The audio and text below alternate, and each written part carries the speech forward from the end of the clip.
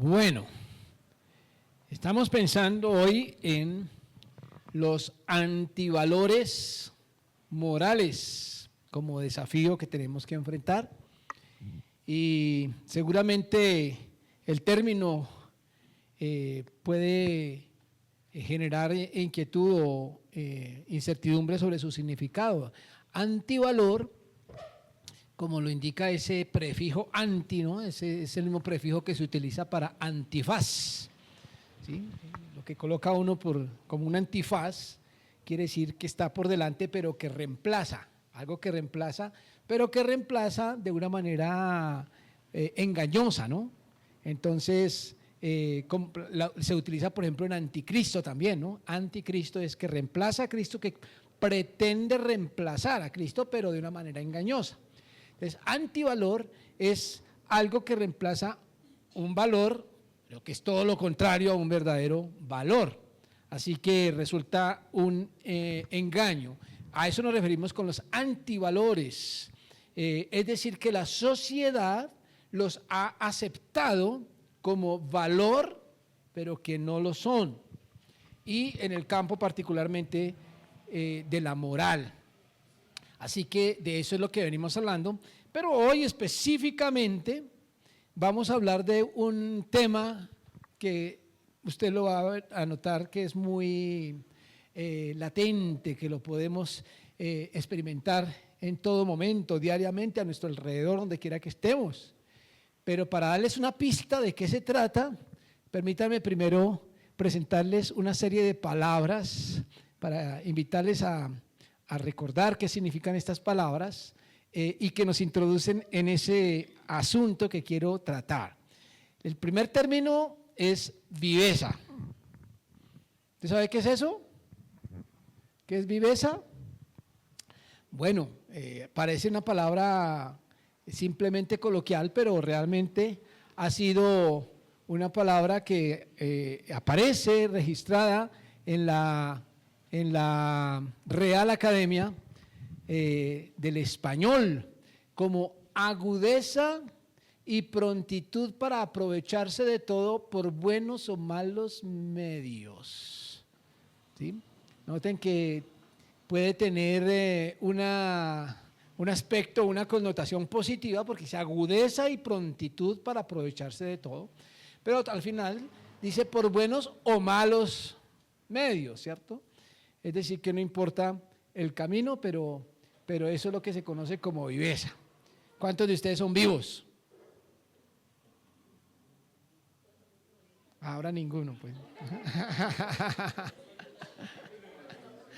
¿Cuántos tienen viveza? Bueno, eso es lo que se tiene como viveza. Pistas, repito, pistas para saber de qué vamos a hablar. Otro término es el término astucia. Y la astucia, digamos que en la misma Real Academia aparecen algunos sinónimos, que es otra forma de definir una palabra, ¿no? A través de sinónimos.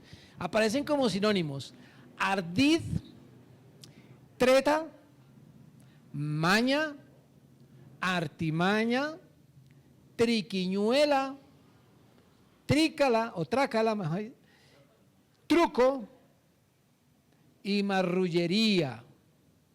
Escoja ahí el sinónimo que usted quiera, aunque se puede, y algunos utilizan el concepto de astucia en un sentido positivo. Realmente, como ven ustedes por los sinónimos, pues tiene que ver mucho con viveza, ¿cierto? Pero que tiene una connotación como negativa, ¿verdad? Ese es el concepto de astucia. Por ahí en algún texto de la Biblia habla de que los hijos de este mundo son más astutos o más sagaces, y entonces algunos le pueden dar una connotación positiva al concepto de la astucia, pero ese es como el concepto. Hay otro concepto que nosotros manejamos más en nuestros colombianismos, que es la malicia indígena. ¿Esa sí puedo preguntar? ¿Cuántos tienen malicia indígena? No cuántos tienen cara de indígena, sino malicia indígena. Bueno, la malicia indígena se refiere a una combinación de astucia ingenio y a veces engaño que se utiliza para sortear dificultades o sacar provecho de situaciones adversas. Note que puede sonar algo conveniente en algún momento porque le permite a la persona de situaciones adversas sacar provecho, ¿cierto? Pero el mismo término tiene esa connotación malicia, ¿no? De mal. Pero el tema aquí es que son términos que en nuestra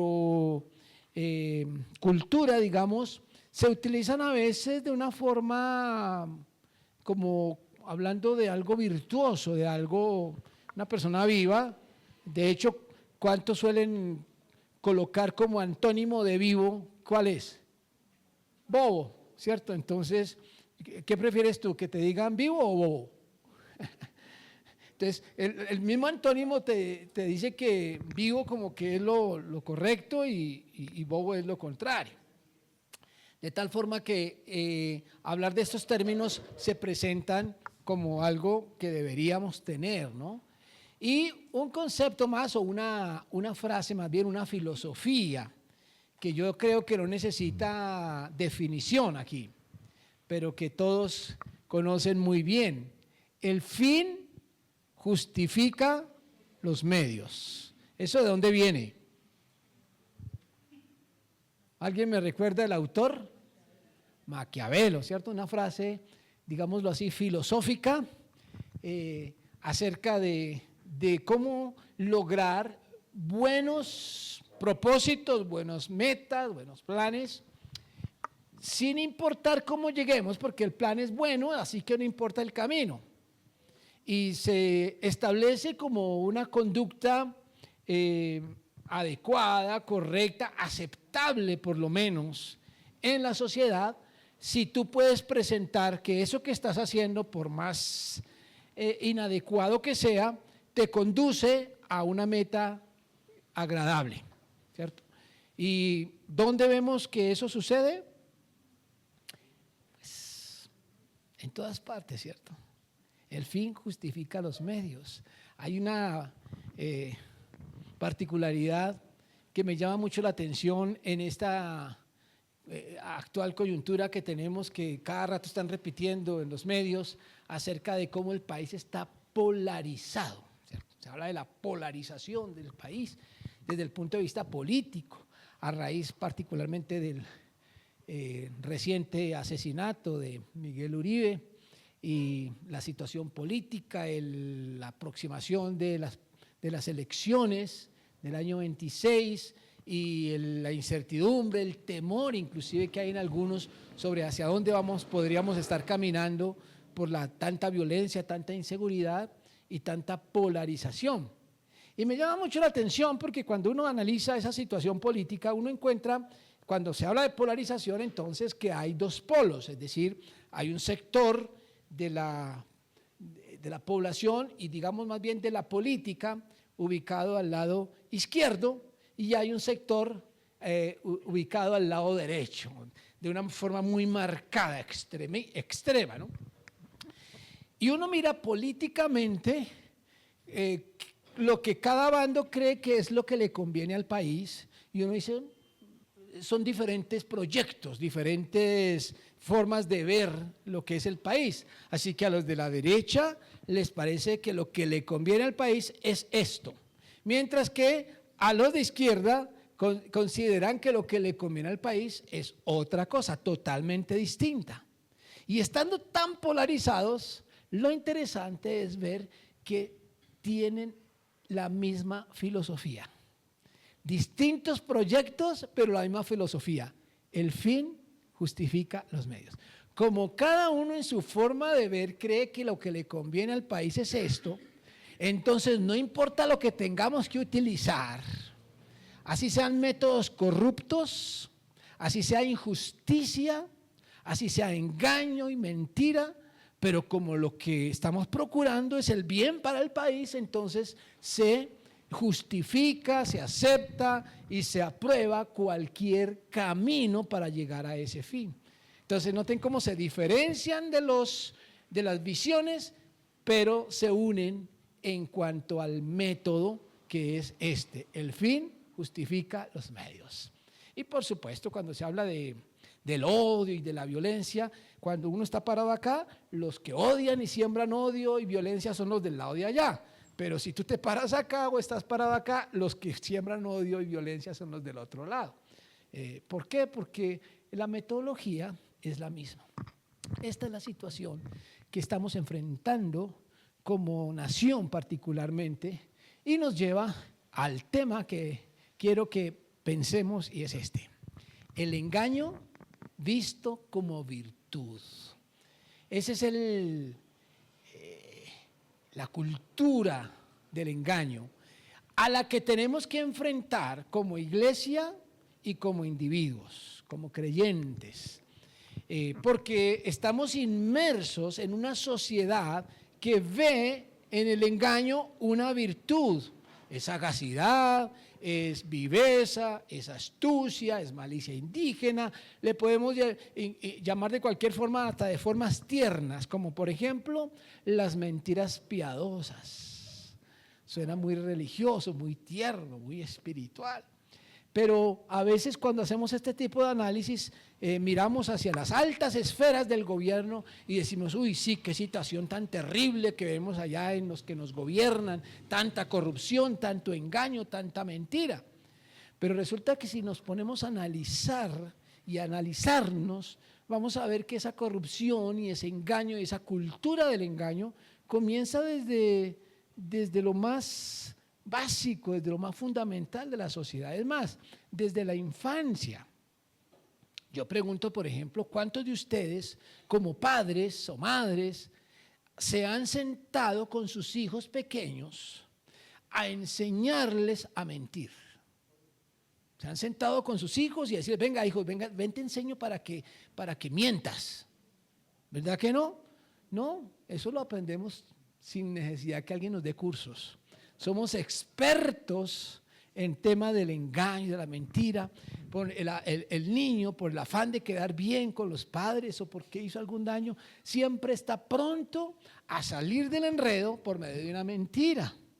En las relaciones de pareja, en las relaciones familiares, en los negocios. Si usted no es digamos, experto en manipular y engañar, pues no sirve para vender, por ejemplo, ¿cierto? Entonces, es una cultura en la que estamos inmersos, y el problema es entonces que el creyente puede también ser permeado por ese tipo de cultura y llegar a pensar que es una necesidad, es una virtud, es una capacidad que se tiene para mentir. El engaño visto como una virtud. Y pensando en este tema, podríamos hacer todo un seminario al respecto, y casi que lo voy a hacer en esta mañana, pero para que no nos enredemos mucho con diferentes partes a donde quiero llevarles, permítanme hacerlo en cuatro fases, 4 elementos que quiero que reflexionemos en esta mañana, y cada uno de estos elementos lo voy a hacer con un tipo de literatura bíblica. Ustedes saben que la Biblia tiene diferentes tipos de literatura, y dependiendo del tipo de literatura hay que entender cada cosa en su contexto para no dejarnos perder. Entonces vamos a empezar con lo que vamos a llamar aquí una historia que nos pone a pensar. Vamos a recordar una historia.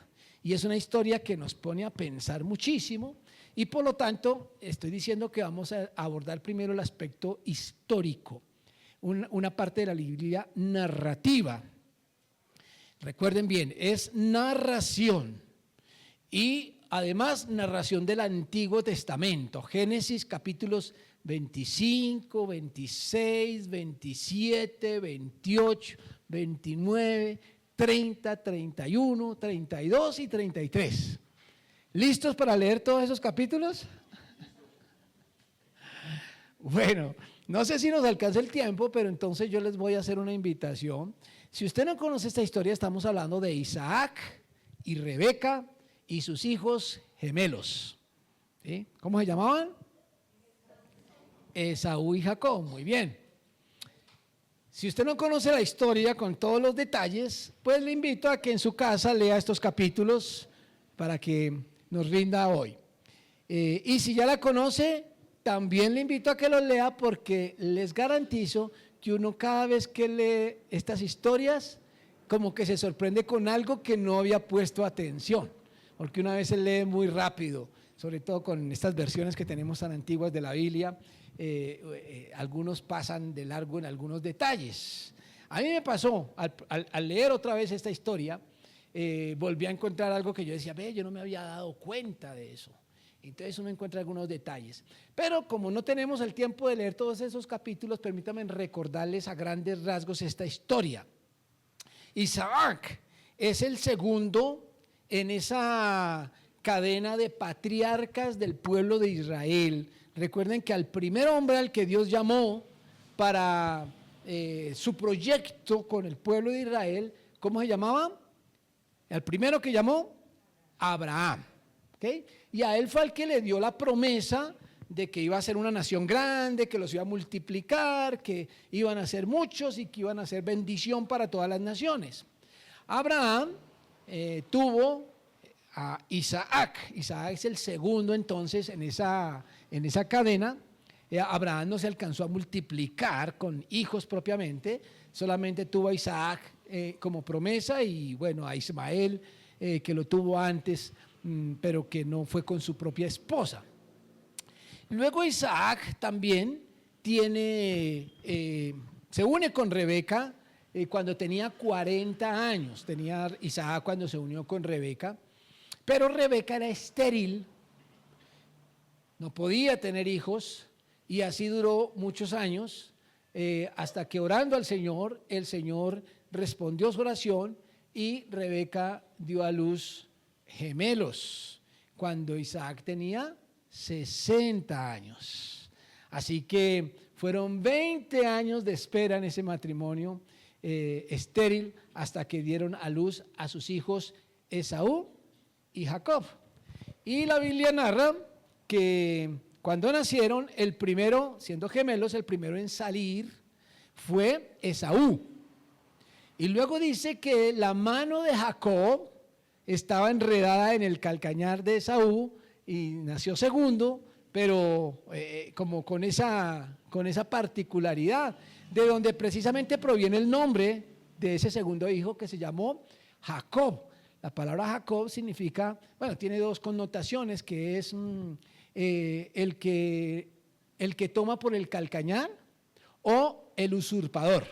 Eso significaba Jacob. Y nació, repito, segundo. Ahora, en esa época, la primogenitura, o sea, ser el primero en la familia tenía un valor incalculable.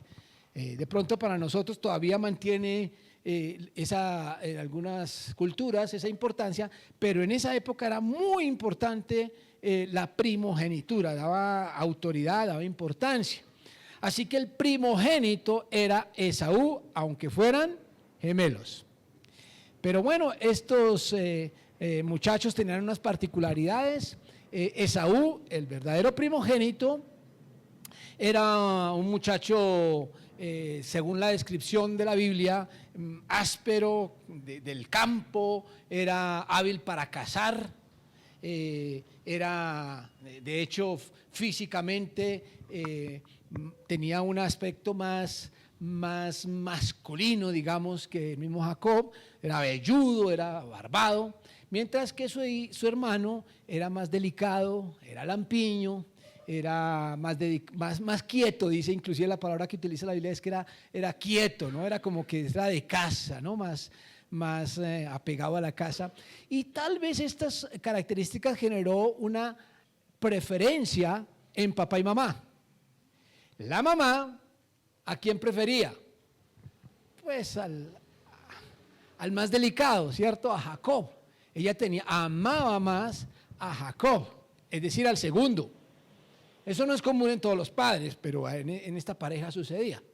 Y el papá Isaac amó más a Esaú, el varón, el grande, el primogénito, y además porque le gustaba cazar, era hombre de campo, y lo que él preparaba, lo que él traía a la casa para para la comida, era algo que a su padre le gustaba. Sin embargo, en el camino, cuando crecieron, en alguna ocasión, en estos capítulos que les estoy diciendo que lean, se cuenta que un día Esaú llegó del campo y tenía mucha hambre y su hermano había preparado una bandeja paisa. Y el hambriento le pidió un bocado de ese guisado que había hecho. Y el hermano Jacob, muy vivo, con malicia indígena, le dijo: hagamos un negocio, yo le doy de mi plato, pero si usted me da su primogenitura. Y Esaú se quedó pensando, dijo: bueno, yo me voy a morir de todas formas, así que ¿para qué me sirve la primogenitura? Y con esa hambre que tenía, hizo el negocio. Hicieron un pacto allí a solas, los dos, y él se quedó, Jacob, el menor, se quedó con la primogenitura por negocio allí entre los dos, ¿no? Y despreció la primogenitura por un plato de lentejas, Esaú.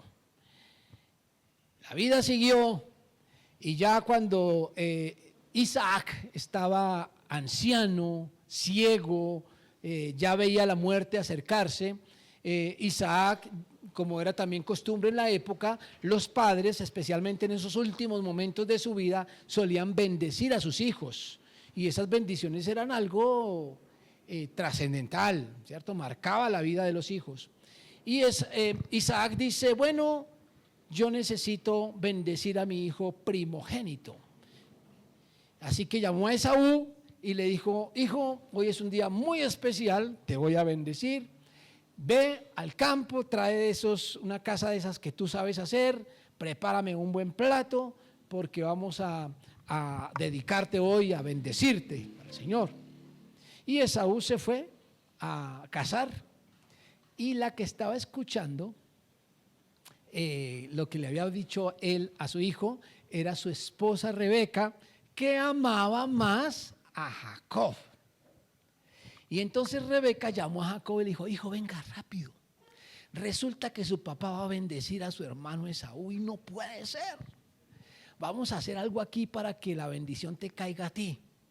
Entonces ve y tráete un cabrito de los que hay allá en el ganado, tráelo y vamos a preparar un buen plato antes de que llegue Esaú con lo que él va a traer, para que engañemos a tu papá y que te bendiga a ti. ¿Cierto? Yo creo que cuando escuchamos esta historia todos se acuerdan de Jacob como el engañador, ¿cierto? Lo que a veces olvidamos es que la de la idea fue su querida mamacita. Ella fue la que le propuso el negocio a Jacob. Es más, Jacob dijo: ay, no, ¿qué tal que mi papá se dé cuenta? Porque es que mi hermano es muy velludo. Yo soy lampiño. Si mi papá le da por tocarme y se da cuenta que soy lampiño, me va a descubrir y me va a maldecir. Y la mamá dice: no se preocupe, mijo, que la maldición me caiga a mí. Yo sé qué hacer. Además, con la piel del mismo cabrito te vamos a vestir para que te parezca que tiene pelos. O sea, ella se lo inventó todito. Y el hijo, muy obediente, dijo, así como medio nervioso: bueno, está bien. Se fue por la cabrita, vino y le prepararon. Ella le recortó la piel, se la puso en el cuello, en las manos, para que quedara bien velludo. Le puso la ropa de Esaú, su hermano, para que oliera al perfume o al sudor de su hermano, ¿cierto? Y lo vistió y lo llevó y el muchacho entró a la casa, al cuarto del papá, Isaac: padre, aquí traigo lo que me pediste. Isaac, ciego, dice: bueno, esa voz es la voz de Jacob. Pero lo tocaba y decía: no, pero sí, son los pelitos de Esaú. Y huele a Esaú. Sí, está bien. Y lo bendijo. Una bendición que implicaba que él iba a ser el heredero de la autoridad del papá. Dice: tú serás autoridad sobre tu familia. Lo pone como en ese nivel de reemplazo del papá, mejor dicho, cuando muriera. Así que de esta forma lograron entre Rebeca y Jacob engañar a su padre Isaac. Luego llegó Esaú con su casa, con su plato y con su preparación, y entra al cuarto del papá y le dice: padre, aquí traigo lo que me pediste. Y dice: ¿cómo así? Si ya me lo trajeron. Dice: no, acabo de llegar. A Isaac sí se le había hecho raro que el primero llegó como muy rápido. Él había dicho. Pero dice: no, aquí ya entró alguien y yo creí que eras tú y ya lo bendigue. Y Esaú se puso pálido. Permítanme inclusive leer estas palabras en el capítulo 27 de Génesis, versículos 34 al 38 dice: cuando Esaú oyó las palabras de su padre, clamó con una muy grande y muy amarga exclamación y le dijo: bendíceme también a mí, padre mío. Y él dijo: vino tu hermano con engaño y tomó tu bendición. Y Esaú respondió: bien llamaron su nombre Jacob, pues ya me ha suplantado 2 veces, se apoderó de mi primogenitura y he aquí ahora ha tomado mi bendición. Y dijo: ¿no has guardado bendición para mí? Isaac respondió y dijo a Esaú: he aquí yo le he puesto por señor tuyo y le he dado por siervos a todos sus hermanos, de trigo y de vino le he provisto. ¿Qué pues te haré a ti ahora, hijo mío? Te quedaste sin la bendición. Más adelante, en el versículo 41 dice: y aborreció Esaú a Jacob por la bendición con que su padre le había bendecido, y dijo en su corazón: llegarán los días del luto de mi padre, y yo mataré a mi hermano Jacob. Y fueron dichas a Rebeca las palabras de Esaú, su hijo mayor, y ella envió y llamó a Jacob, su hijo menor, y le dijo: he aquí, Esaú tu hermano se consuela acerca de ti con la idea de matarte. Ahora pues, hijo mío, obedece a mi voz, levántate y huye a casa de Labán, mi hermano, en Harán, y mora con él algunos días hasta que el enojo de tu hermano se mitigue, hasta que se aplaque la ira de tu hermano contra ti y olvide lo que le has hecho. Lo que le has hecho, ¿no? Yo enviaré entonces y le traeré de allá, porque seré privada de vosotros ambos en un día. Así que Rebeca era bastante astuta, ¿cierto? Y entonces también esconde a su hijo mientras le pasa la ira a Esaú.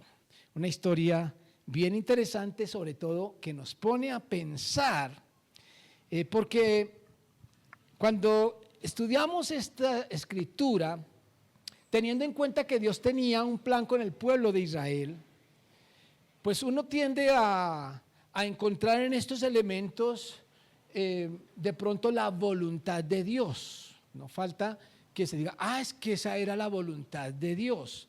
Recuerden que el texto es narrativo. Aquí en ninguna parte dice lo que Dios quería o lo que Dios no quería. ¿Sí? Cuando nacieron o cuando Dios prometió a Rebeca que iba a tener a sus 2 hijos, sí le dijo que él iba a bendecir al menor y que el menor sería el que heredaría la promesa de Abraham e Isaac. Pero lo que sucede después no encontramos como una orden de Dios de que lo hicieran, simplemente está narrando que fue una idea de Rebeca, ¿sí? Rebeca no dijo: es que el Señor me dijo, ¿cierto? No, Rebeca era astuta y Rebeca amaba más a su hijo menor que al mayor. Así que cuando leemos esto, hay la tendencia desde digamos teológicamente a pensar: pues era la voluntad de Dios. Es más, no es el único ejemplo. Uno puede mirar cuando pensamos en Judas, entonces no, es que Judas estaba cumpliendo la voluntad de Dios porque estaba escrito que iban a traicionar. Cuando miramos a David, que es el antepasado de Jesús, pues cuando engañó a Urías Eteo y cuando cayó en adulterio, no, es que eso era el plan de Dios porque Dios tenía un plan con Israel. Cuando miramos a Sansón, a quien Dios escogió para liberar al pueblo de Israel de los filisteos, cometiendo ciertos actos, por ejemplo, con una ramera o con una mujer de los filisteos, o cuando cayó con Dalila, todas esas cosas que hizo desordenadas Sansón, pero como estaba escrito que él iba a liberar, entonces eso era voluntad de Dios. Y todos los actos inmorales o inadecuados para un hijo de Dios en la Biblia los justificamos porque es que Dios tenía un plan detrás de eso. Pero eso no es lo que la Biblia nos dice. La Biblia solamente está narrando lo que ellos hicieron. Que enredado con lo que ellos hicieron, Dios cumplió sus planes, eso es otra cosa, ¿cierto? En otras palabras, podríamos decir que Dios cumple sus proyectos a pesar de nosotros. Pero ¿acaso necesitaba Dios que Jacob recibiera la primogenitura de su hermano para poderlo bendecir? Dios no dependía de la cultura. Dios había escogido a Jacob y tenía planes con Jacob. Lo que hizo Jacob y lo que hizo Rebeca, eso era un asunto humano que ellos decidieron hacer. Es más, es muy interesante que cuando Jacob recibe la bendición de parte de Dios, Dios le da la promesa: en ti serán benditas todas las naciones. Le vuelve a repetir la misma promesa que le había hecho a Abraham y a Isaac, y lo determina como el patriarca del pueblo de Israel. Y en uno de esos encuentros con Dios, o particularmente con un ángel, la Biblia dice un varón de Dios, Jacob estaba ya luchando con este ángel y empezó a agarrar al ángel y decirle: no te dejaré hasta que no me bendigas.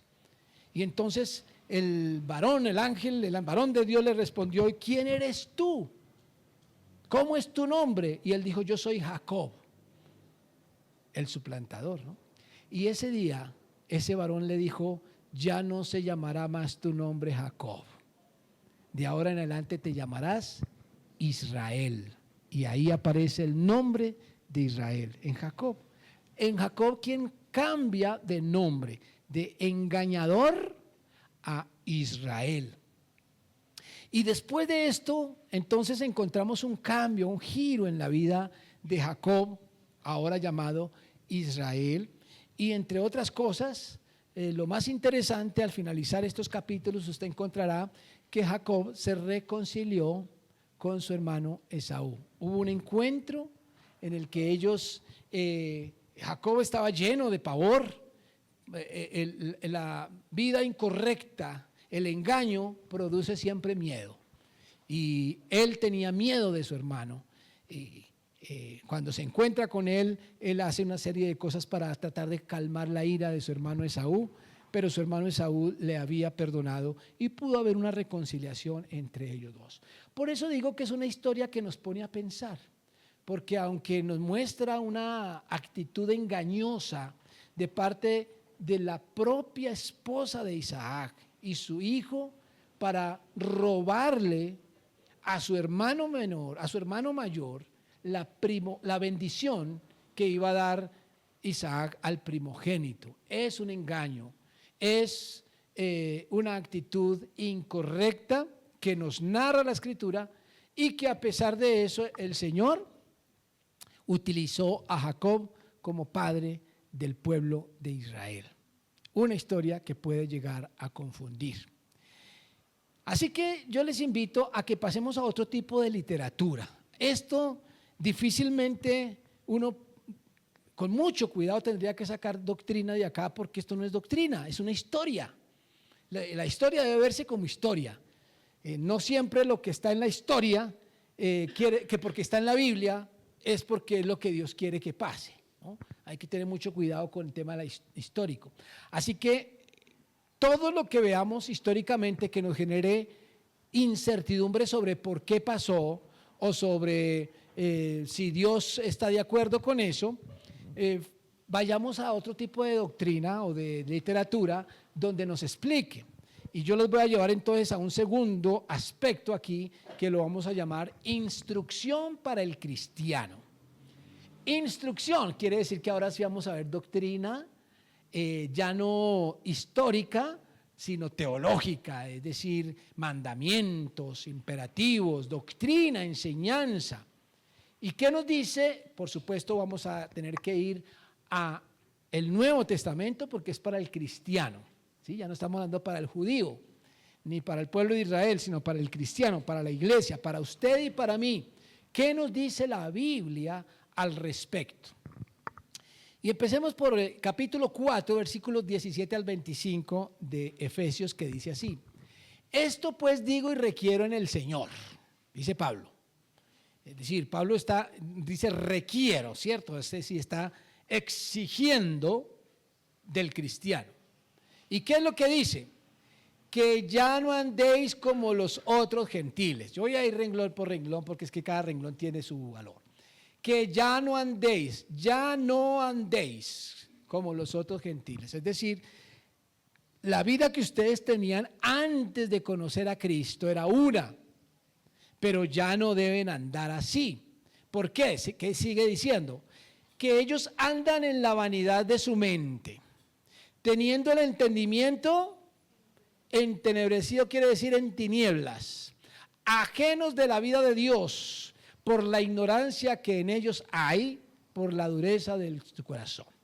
Es decir, los otros gentiles, o mejor dicho, el mundo, término gentil aquí lo podemos reemplazar en nuestro contexto cristiano por el mundo que no conoce a Dios. Ellos andan, dicen, la vanidad de su mente, el entendimiento, no solamente el corazón, el entendimiento lo tienen entenebrecido, ajenos, es decir, al margen de la vida de Dios. ¿Por qué? Por la ignorancia que en ellos hay. ¿Y por qué está esa ignorancia? Por la dureza de su corazón, es decir, el pecado. Mis queridos hermanos, el pecado que endurece el corazón hace que el ser humano viva ignorando a Dios, al margen de Dios, apartados de Dios. Y lo que Pablo está diciendo es, usted no debe ser lo mismo. Miren lo que sigue diciendo versículo 19. Los cuales, es decir, esos gentiles, ese mundo, después que perdieron toda sensibilidad, se entregaron a la lascivia para cometer con avidez toda clase de impureza. Es decir, es en lo que se convirtieron, o en lo que se convierte el ser humano separado de Dios. Pierden toda sensibilidad. La palabra lascivia, que es una palabra bastante rara, aunque la mayoría de las veces tiene una connotación sexual, hace referencia al libertinaje, sobre todo el libertinaje descarado. Ustedes saben que hay comportamientos inmorales que el mundo los exhibe con orgullo, como que hay orgullo por comportarse de una manera depravada.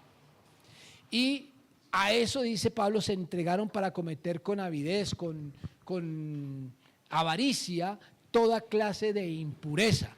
Así describe al mundo Pablo, pero le dice entonces a la iglesia, más vosotros, noten muy bien, más vosotros no habéis aprendido hacia Cristo. Interesante eso, ¿cierto? Es decir, marque la diferencia, lo hablábamos hace 8 días también. El creyente no es simplemente creyente de una doctrina, cambia su forma de vivir. En nuestra cultura prácticamente todo el mundo cree en Dios. Aquí y aquí, en la lengua. Pero el comportamiento a veces es exactamente igual a los que viven en la ignorancia de Dios. Por eso él es muy enfático cuando dice, mas vosotros no habéis aprendido hacia Cristo. Y hace una aclaración en el 21, si en verdad le habéis oído y habéis sido por él enseñados conforme a la verdad que está en Jesús. Esa condición, si en verdad, da a entender que es posible que alguien crea ser creyente, crea tener fe, crea practicar una religión y sin embargo en verdad no han escuchado ni han sido enseñados por Jesús. Tiene que haber una diferencia. Sigue diciendo, versículo 22, en cuanto a la pasada manera de vivir. Usted que le está diciendo a la iglesia, ustedes antes de conocer a Cristo vivían de una forma. Eso es pasado. Dice, en cuanto a esa pasada manera de vivir, despojaos del viejo hombre que está viciado conforme a los deseos engañosos. Es decir, tú tenías una identidad, una personalidad, un carácter antes de conocer a Cristo, y eso es lo que conoce como la ropa. Por eso dice despojados. Ese despojados es como desnudarse, quitarse la ropa del viejo hombre que está viciado conforme a los deseos engañosos. Y renovaos en el espíritu de vuestra mente, es decir, nueva forma de pensar. Y vestidos, es decir, es cambiarse de ropa, despojados del viejo y vestidos del nuevo hombre, creados según Dios en la justicia y santidad de la verdad. Palabra clave. De eso está compuesta la ropa del creyente. No solamente de ideas, sino de un comportamiento conforme a la verdad. Y termina en el versículo 25 diciendo, por lo cual, desechando la mentira, hablad verdad cada uno con su prójimo, porque somos miembros los unos de los otros. Aquí, y si usted sigue leyendo esto, lo invito a que lo haga en su casa, se va a dar cuenta que él da una lista de cosas. Cuando dice por lo cual, empieza a decir cosas que deben evidenciarse en un creyente. Varias cosas. La lista es larguita. Solo que yo destaco solamente la primera porque es de lo que estamos hablando. Y me llamó la atención que lo primero en la lista sea dejar la mentira. Desechando la mentira, hablad verdad. ¿Por qué está en primer lugar? ¿Alguien puede decirme por qué está en primer lugar? Yo tengo una especulación. Es que Pablo no sabía si le estaba escribiendo a los efesios o a los colombianos. Porque es que, si ustedes no se han dado cuenta, los colombianos somos dados a mentir, somos súper hábiles.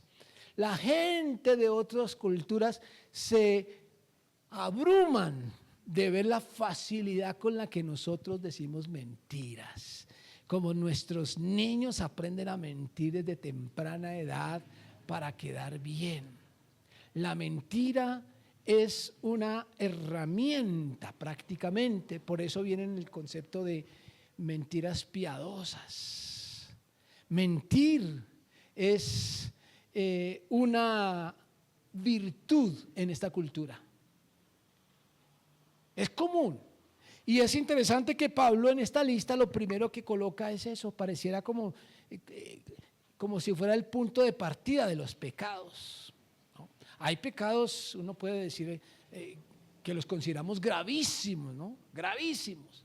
Pero lo primero que dice cuando cambiamos del viejo hombre al nuevo hombre, del antiguo vestido al nuevo vestido, lo primero es cómo hablamos con la verdad. Esto es instrucción. Así que independientemente de cualquier interpretación que tú le quieras dar a la historia de Jacob, de Rebeca, como engañosos y mentirosos, y cuántos otros que hayan mentido en estas historias del Antiguo Testamento, como Abraham, cuando dijo que su esposa era su hermana para evitar que lo fueran a matar, y la interpretación que tú le quieras dar, esto que estamos leyendo aquí en Efesios está libre de interpretación, está claro.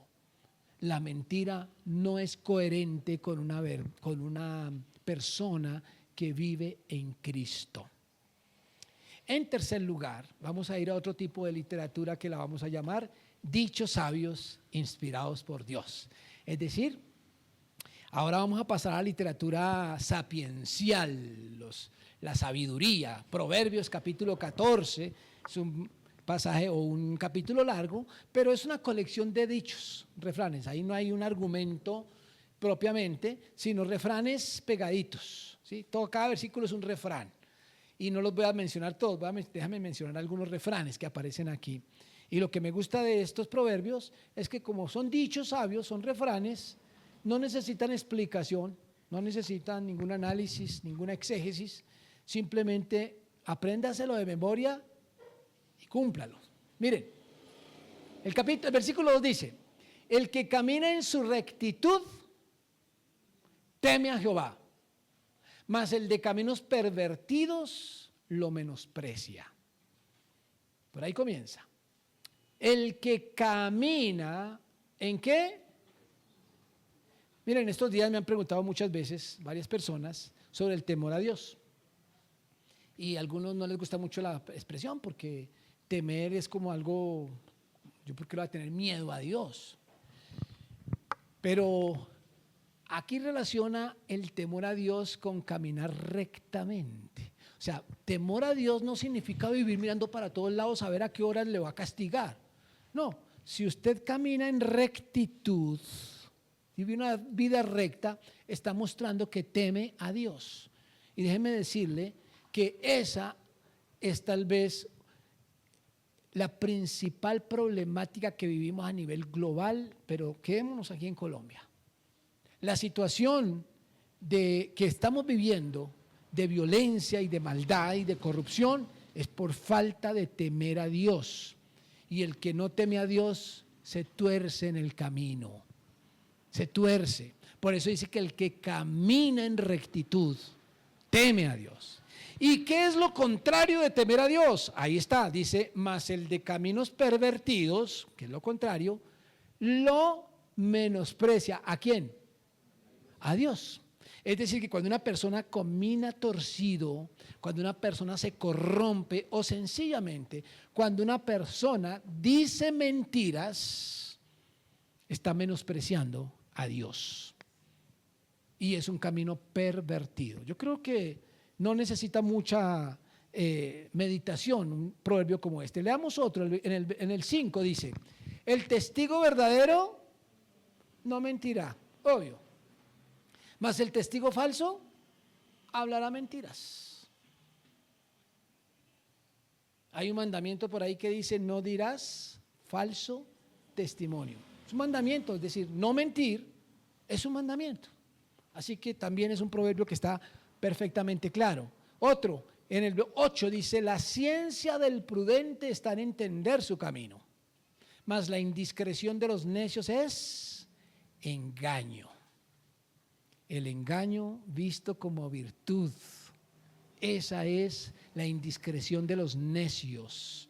Viven engañando y siendo engañados. ¿Por qué? Porque lo ven como una virtud. Pero la ciencia del prudente está en entender sus caminos.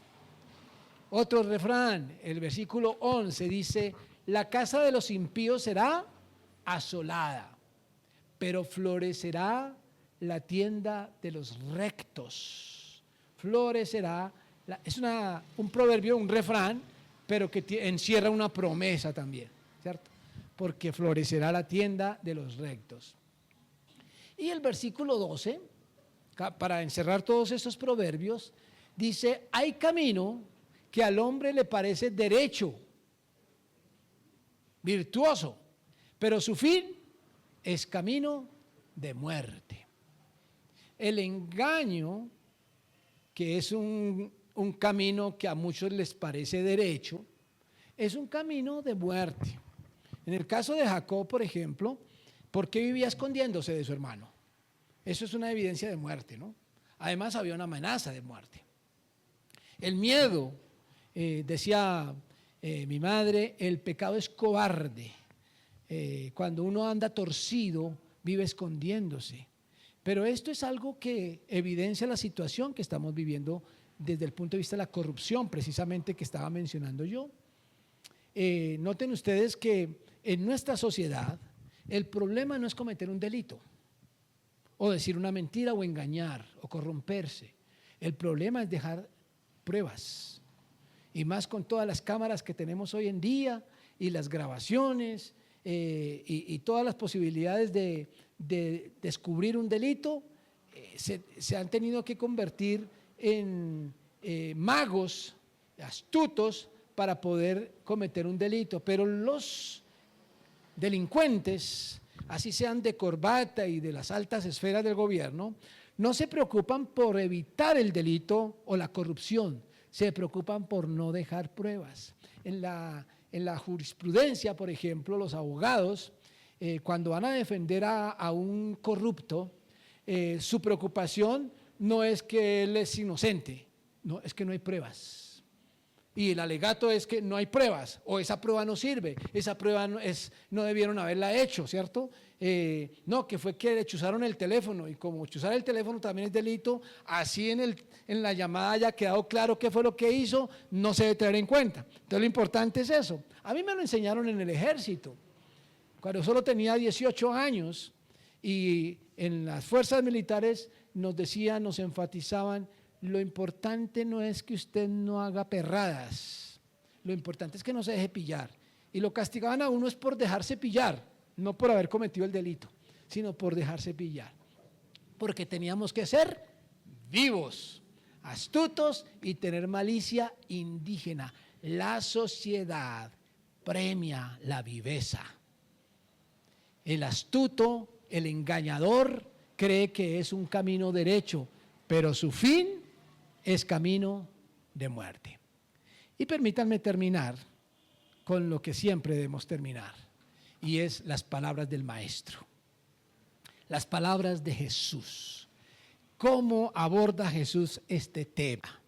Y yo creo que con estas palabras de Jesús podemos descartar cualquier mala interpretación que le demos a la historia de Jacob, Rebeca e Isaac.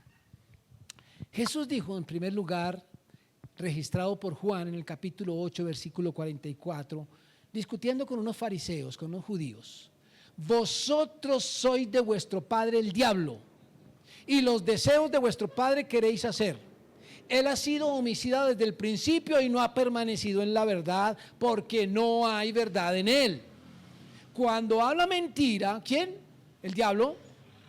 De suyo habla, porque es mentiroso y padre de mentira.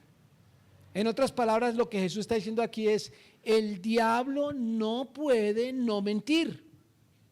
¿Por qué? Porque es que él es mentiroso y es el padre de la mentira. Así que todo lo que lo rodee es mentira, es engañoso. Así comience con una pregunta, como hizo en el huerto de Edén con Eva: ¿con qué Dios os ha dicho? ¿Cierto? Él comienza sigilosamente, pero todo lo que dice es mentira, porque es mentiroso y padre de mentira. Él no puede no mentir. Es como cuando dice el mismo Juan también: Dios es amor. Dios no puede no amar, porque es que su esencia es el amor. Bueno, la esencia del diablo es el engaño. Por eso, como estos judíos estaban mintiendo, entonces Jesús les dice: ustedes son hijos del diablo.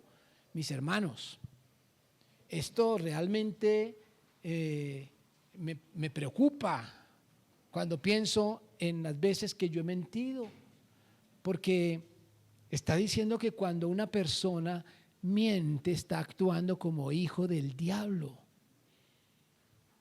Es coherente que un creyente que dice: a todos los que le recibieron, a los que creen en su nombre, les dio potestad de ser hijos de Dios, un hijo de Dios diciendo mentiras y engañando? ¿Cómo puede ser con un pie hijo de Dios y con el otro pie hijo del diablo? Esto le estaba pasando a estos judíos. Y otra palabra de Jesús la registró Lucas en el capítulo 16, cuando dijo Jesús: vosotros sois los que os justificáis a vosotros mismos delante de los hombres, mas Dios conoce vuestros corazones, porque lo que los hombres tienen por sublime delante de Dios es abominación. También estaba discutiendo con unos judíos, a estos mismos grupos de judíos a los que les había dicho mentirosos, y a estos les dice: ustedes se justifican delante de los hombres. Mire, cuando el ser humano engaña, ¿qué propósito tiene? Quedar bien. ¿Delante de quién? De los hombres. Cualquier corrupto, que a veces miramos es hacia arriba los corruptos, pero nos olvidamos las mentiras que nosotros decimos, a veces hasta por deporte, pero cualquier mentira, engaño o corrupción la hacemos para quedar bien delante de los hombres. Por eso a veces lo llamamos mentiras piadosas, quedamos bien delante de los demás. Pero hay dos personas que saben que estás mintiendo. La primera es Dios, que conoce nuestros corazones. Y la segunda, eres tú mismo. Y a ti mismo no te puedes engañar. La tendencia es mirar para todos lados, que nadie lo esté mirando, pero uno no se da cuenta que uno mismo se está mirando y su conciencia le está diciendo, estás caminando torcido. Y por eso dice Jesús, lo que los hombres tienen por sublime. ¿Qué tienen los hombres por sublime? El engaño, la viveza, la malicia indígena, la astucia, la capacidad de acomodar las pruebas para que no me acusen. Eso los hombres lo tienen por sublime. Por eso los abogados del mundo, no los de acá, los del cristiano, ¿cierto? Porque aquí tenemos una cantidad de abogados, divinas personas, porque conocen al Señor. Pero en el mundo, el derecho se hace sublime, se hace bueno, deseable, cuando los abogados son capaces de torcer lo que haya que torcer para dejar bien a su cliente. Por eso el paso que hay entre la elegancia del abogado y la cárcel es así de pequeño a la hora que se ha descubierto su delito, porque cometen delitos para dejar limpios a sus clientes. Bueno, lo que los hombres tienen por sublime delante de Dios es abominación. Mis queridos hermanos, el engaño visto como virtud en este mundo, Jesús lo contradice con esta expresión: lo que los hombres tienen por sublime delante de Dios es asqueroso, abominación. Yo quisiera terminar preguntándoles personalmente, con base en estas palabras sapienciales, doctrinales y hasta la misma historia y las palabras de Jesús, ¿usted qué le diría al Señor de usted en esta tarde ya? ¿Qué le diría usted al Señor? Quisiera tener el tiempo para preguntarle a uno por uno, ¿qué le dirías al Señor hoy? Pero tal vez por usted, por su propia conveniencia, es mejor que no tenga tiempo. Pero yo le invito a que usted se lo diga. Cierre sus ojos. Lo que a usted se le ocurra. Después de escuchar esta palabra, ¿qué le diría usted al Señor? Dígaselo allí en silencio, en su mente, en su corazón. Cierre sus ojos y dígale al Señor algo. Permítame guardar silencio mientras usted habla con el Señor.